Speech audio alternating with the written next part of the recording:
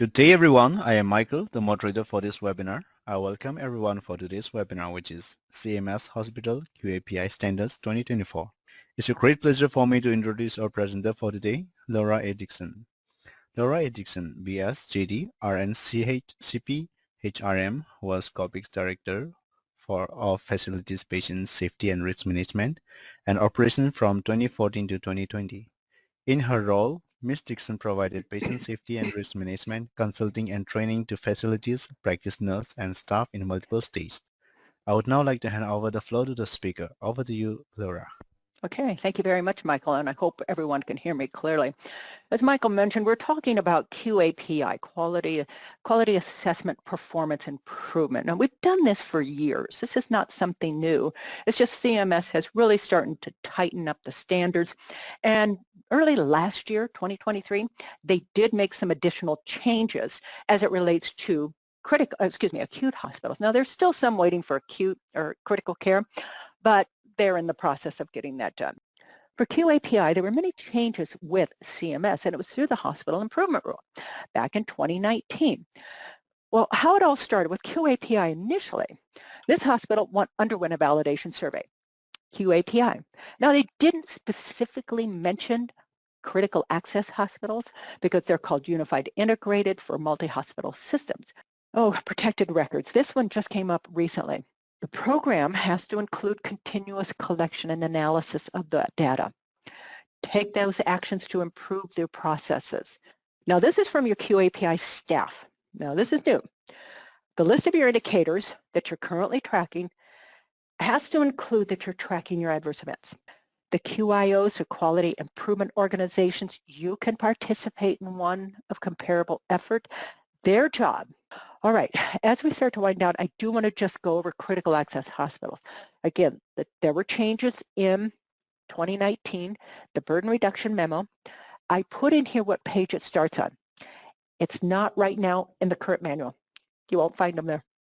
It's also in Hospital Improvement Rule. I put the page number where it starts. It's not in the current manual.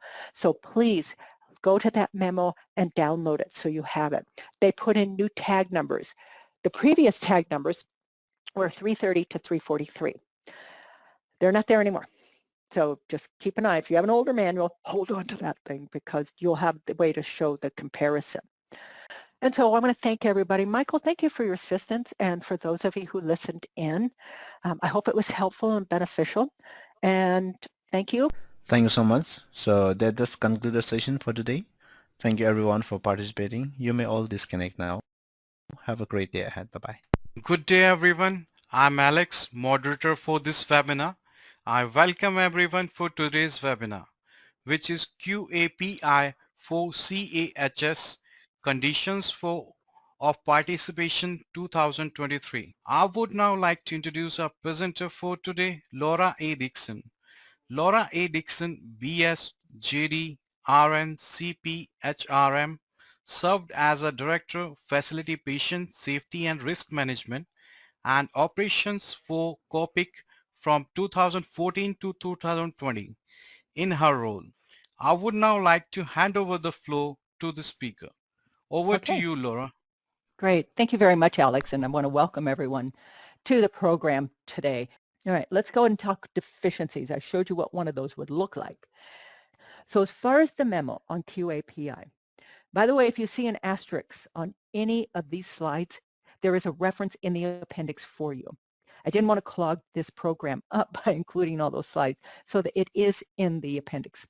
Now, before I really dip into this, I do want to talk about the Hospital Improvement Rule.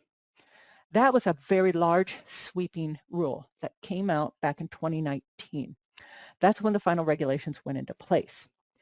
Interpretive guidelines and survey procedures for you for critical access hospitals, they are still pending. What you will find in the online manual only has the only guidelines for critical access hospitals. Acute hospitals, the guidelines for them, for QAPI, came out in March of this year. When I reached out to CMS to find out, that's all good and well, but what about critical access hospitals? They are hoping by mid to late 2023. All right, Let's go ahead and start in the conditions of participations for critical access hospitals. I mentioned the changes. It wasn't only just the hospital improvement rule. There was another one that came out the same day. It's called the Burden Reduction Memo. This thing is about 580 pages long. It encompasses a great deal of information. So where do you start? What do you want to look at? I'm going to talk about these 3 worksheets briefly. They were never used for you for a critical access hospital in a survey, only acutes, but you can use them. They're no longer used anymore, but they're really a great self-assessment resource for you. There are 3 of them: discharge planning, infection prevention and control, and QAPI. Acutes, I want to go just very quickly. It's a reference only. They start there, tag 263, but if you have your distinct unit, you have to know this, distinct psych unit. You have to have a program very similar to yours. It's ongoing and it's data-driven. Now, there are multiple other resources you can tap into. National Quality Forum, excellent for measuring. So thank you, everyone, for attending and listening in, and I wish you well. Thank you. Thank you, Laura. That does conclude the session for today. Thank you everyone for participating. You may all disconnect now. Have a great day. Bye-bye. Well, welcome, everyone. I want to thank you for joining us today.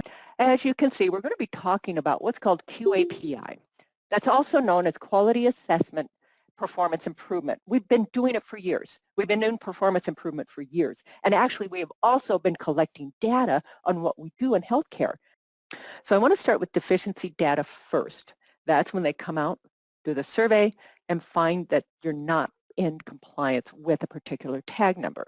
It used to be you had to pay for it, no longer. Now you get it for free. You can access it.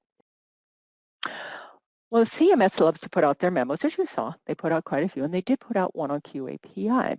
And it talked about, in this memo, what's called common formats, AHRQ. That's a hospital quality format that you can get access to. Well, this common format talked about, okay, you're required as a hospital to track adverse events for your QAPI. That's part of the conditions. I mentioned at the beginning that CMS made some major changes to the critical access hospitals format on it, and that was through the hospital improvement rule. Well, this thing went into effect back in November of 2019. And at that time, when it went into effect, all hospitals, with the exception of critical access hospitals, had to comply. You had to start doing it. They gave some leeway to critical access hospitals. In fact, they gave them another 18 months. Well, that expired back in March of 2021. All right, so let's go ahead and start with the meat of what we're talking about. I'm going to start with acute hospitals. And again, that's anything that's not a critical access hospital. So critical access, you're 25 beds or less, you're in a rural hospital, and you're 35 miles away from the next largest hospital. Well, that's your acute hospitals. Again, they didn't change too much for the acutes because they just refined a little bit and added in the unified and integrated. When you think about those two, that's essentially what it is. You're all coming together as one, and you're integrating what you know and what you do to the benefit of everybody. Well, let's move over to critical access hospitals. That's where the major changes occurred. There are resources directly for critical access hospitals on QAPI. Now, part of this program talked about the worksheets. And the worksheets are essentially that. It's what CMS has or did have when they go in and do an assessment. And the worksheets, there's 3 of them in particular. There was QAPI, which is the topic we're talking about, but there's also discharge plan infection control. They were never utilized in a critical access hospital. These were actually part of a pilot program CMS put into place. They're no longer used by CMS. Well, I want to go through some additional resources with what little time we have left here. So let's talk about some of the resources. I already talked about a few of them, but one of them is also the National Quality Forum. Excellent resource, ABCs of measurements. It has the endorsed standards and even a list of consensus projects. They have resources for you, and you can do a search of the measures, depending on which one you want to go through.